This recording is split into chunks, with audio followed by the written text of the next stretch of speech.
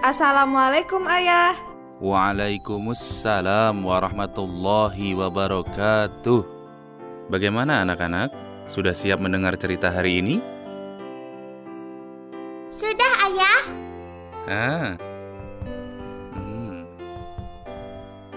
Oke anak-anak, hari ini Ayah akan menceritakan kisah tentang Kisah Nabi Yahya alaihi salam. Nabi Yahya alaihi salam adalah anak dari Nabi Zakaria alaihi salam.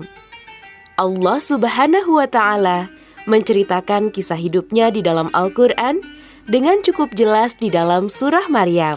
Nabi Yahya alaihi salam merupakan anak yang dididik dengan sangat baik sejak kecil dan terpelihara dari perbuatan syirik dan juga maksiat. Selain itu, Nabi Yahya alaihi salam dikenal sebagai orang yang sangat mencintai binatang. Suatu hari, Nabi Yahya alaihi salam menegur teman-temannya yang sedang bermain menyiksa seekor burung. Nabi Yahya alaihi salam meminta teman-temannya untuk melepaskan burung tersebut. Nabi Yahya alaihi salam juga menasehati temannya yang gemar melempari unta dengan batu. Ketika dewasa, Nabi Yahya alaihi salam berdakwah mengikuti ayahnya, yakni Nabi Zakaria alaihi salam, yang menyeru kebenaran kepada kaum Bani Israel yang suka berbuat maksiat. Sehingga akhirnya ia berhadapan langsung dengan Raja Herodus yang menguasai Bani Israel. Raja Herodus dikenal sebagai raja yang kejam. Ia tak senang dengan kehadiran Nabi Yahya alaihi salam. Nabi Yahya alaihi salam mampu menyiarkan agama Allah Subhanahu wa Ta'ala dengan baik dan membuat kaum Bani Israel berpaling dari Raja Herodus. Suatu ketika, Raja Herodus memanggil Nabi Yahya alaihi salam untuk meminta pendapat. Raja Herodus ingin menikahi perempuan yang tidak halal baginya, yaitu putrinya sendiri, Putri Herodia.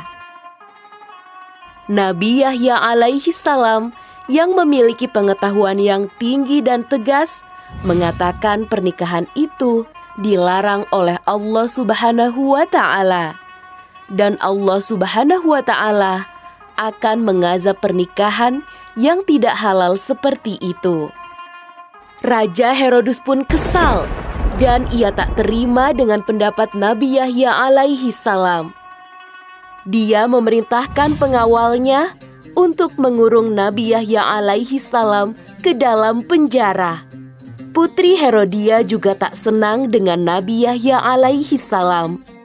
Dia pun meminta agar Raja Herodus menghukum Nabi Yahya alaihi salam dengan memenggal kepalanya. Raja Herodus mengabulkan permintaan Putri Herodia. Nabi Yahya alaihi salam pun dibunuh saat masih berusia sangat muda, yakni 32 tahun.